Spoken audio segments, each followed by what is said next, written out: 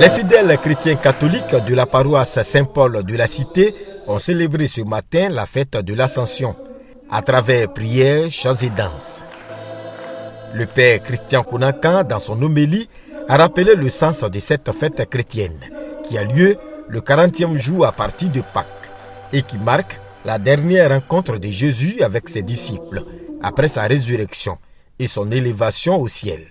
Le père Christian Kounankan a exhorté les fidèles chrétiens catholiques à demeurer dans la foi. Il leur a surtout demandé de s'aimer autour d'eux l'amour, la paix, le pardon et la réconciliation. Jésus-Christ apparaît à plusieurs reprises à ses apôtres après sa résurrection parmi les morts. Mais le 4e jour, sa dernière apparition, Jésus s'élève aux cieux sous les yeux de ses disciples. Jésus met donc en mission ses disciples pour propager l'évangile sur la terre. Cette ascension exprime un nouveau mode de présence du Christ qui n'est plus visible dans le monde terrestre, mais demeure présent dans les sacrements. L'ascension est célébrée le 40e jour après Pâques par les fidèles du monde entier. C'est un événement qui rentre dans le processus d'accomplissement tel que ça a été prédit par nos apôtres. Il a été ressuscité et il a été élevé auprès de Dieu. Les célébrants du jour exhortent les chrétiens à demeurer dans la prière afin de rejoindre le Christ dans le royaume des cieux. Pour la stabilité sociale et la prospérité du pays, des prières sont adressées à Dieu. Il montre au ciel pour que Dieu lui-même déploie effectivement ce qu'il a de plus précieux, c'est-à-dire l'Esprit Saint, pour que l'homme devienne aussi celui-là qui vient pour annoncer la bonne nouvelle, pour annoncer l'évangile. Et donc la fête de l'Ascension est une très très grande fête. Nous prions qu'en plus de la paix, Dieu puisse accorder la grâce de la restauration, la grâce des débouchés économiques, la grâce de l'emploi, surtout pour notre jeunesse qui en a fortement besoin. L'ascension signifie à la fois la fin du séjour terrestre du Christ, mais aussi son entrée dans la gloire de Dieu. Jésus-Christ fait entrer l'humanité dans la nouvelle alliance et fait de la résurrection la promesse faite à tous les croyants. Célébrée le 6e jeudi après Pâques de chaque année, l'Ascension est annonciatrice de la venue de l'Esprit Saint 10 jours plus tard. Mosquée Ouda, quartier dialogue, lieu de la prière des musulmans sunnites de Divo à l'occasion de l'Aïd el-Fitr. Après les 2 rakats, place au sermon. L'imam Diakité Mohamed Lamine enseigne la probité, la justice, le partage, la solidarité comme base de la piété et donc condition du renforcement de la foi musulmane et des acquis du Ramadan. Aussi enseigné tolérance, pardon et acceptation mutuelle pour consolider le vivre ensemble et la paix. Ont marqué la prière de l'Aïd el-Fitr des musulmans sunnites, des rakats pour le repos des défunts premiers ministres Amadou Gon Coulibaly et Ahmed Bakayoko, artisans majeurs de la construction de la mosquée Ouda de Divo. À la mosquée de la 3e région militaire, les hommes en âme ont prié pour la paix et la stabilité de la Côte d'Ivoire. Les responsables locaux de l'armée, de la gendarmerie et de la police nationale ont également prié afin que Dieu protège leurs hommes sur les théâtres des opérations. L'imam Amadou Fani, dans son sermon, a invité la jeunesse à consacrer plus de temps à Dieu. Pour lui, les réseaux sociaux doivent être un moyen pour les jeunes de s'y rapprocher plus du Créateur. Mosquée historique de Kong, il est 9h. L'imam El Hadj Senego donne le départ de la prière de l'Aïd el-Fitr qui vient couronner un mois de jeûne. Les 2 rakats consacrés terminés, place au sermon, moment où le guide religieux invite sa communauté à s'inscrire sur le droit chemin. Ici à Kong, cohésion sociale, pardon et piété ont été les maîtres mots. Un message également partagé par le député Isiaka Ouattara au nom du maire Berté Abdraman Temoko. De Kong à Fekkesedougou, le chemin est tout tracé. La mosquée Mohamed VI a fait son plein des grands jours. La prière est dirigée par El Hadj Lamine Koné, dont le sermon, qui a suivi les 2 rakats, s'est articulé autour de plusieurs valeurs ramenant aux prescriptions du Saint-Coran. 44 km séparent Fekkesedougou et Ouangolodougou. Dans la ville aux 2 frontières, en l'absence de l'imam central, c'est son adjoint, El Hadj Morifere Ouattara, qui officie la prière.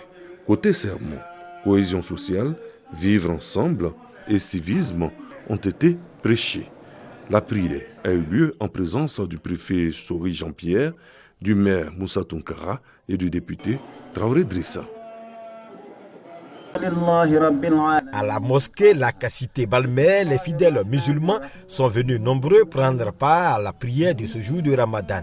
Dans son sermon, l'imam principal de la mosquée, Traoré Kissiba, a appelé les fidèles musulmans au pardon, au partage et à la cohésion sociale pour une paix durable en Côte d'Ivoire. Le ministre Félix Anoblé, qui a pris part à la prière, a exhorté les fidèles musulmans à mettre à profit ce mois de pénitence.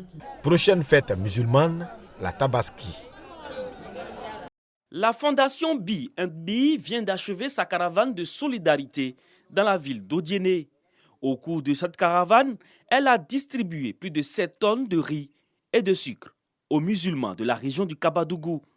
Une tradition pour la fondation B&B conduite par Bamba Brahima, fils de la région. Chaque mois de Ramadan, cette fondation fait parler son cœur pour soutenir les familles démunies. Après Odiéné, la caravane a visité plusieurs villages du Kabadougou pour soulager les populations. Cette initiative de la fondation B&B est à sa 5e édition.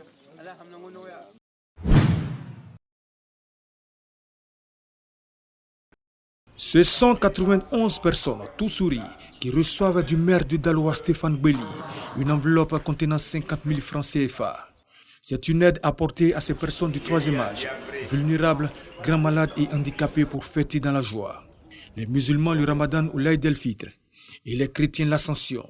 L'action s'inscrit dans la politique sociale que mène la mairie de Daloa. Il y a eu 50 000 francs. Que Dieu les bénisse abondamment. Que leur donne longue vie. Notre jeune maire, chaque année, il n'oublie pas les gens du 3e âge et ceux qu'on appelle les indigents. Ce sont des bénéficiaires heureux de l'attention que leur porte la mairie de Daloa. Avant la remise des 5 millions, les malades ont obtenu une assistance à hauteur de plus de 500 000 francs CFA. La mairie assure les populations que la municipalité et le conseil municipal ensemble dans une dynamique de solidarité à l'endroit de ses administrés. Je demande au Seigneur de bénir la mairie de Daloa, de bénir la ville de Daloa et de prôner la paix dans toute la Côte d'Ivoire.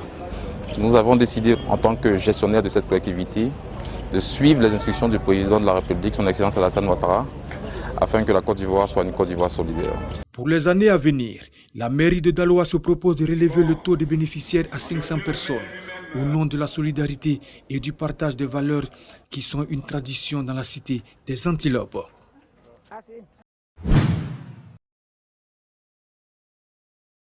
Une décortiqueuse, une broyeuse de manioc, 4 pulvérisateurs et des sachets de semences de légumes. Le tout d'une valeur de 4 millions de francs CFA.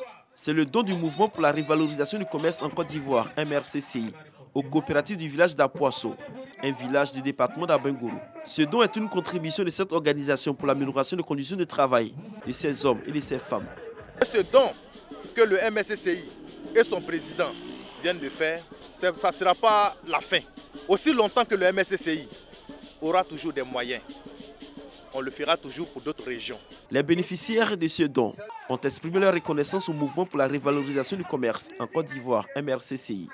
Ces femmes ont fait la promesse d'accroître leur production avec ce don. Une augmentation de production qui pourrait également valoriser leurs revenus. Pas de mots même à dire.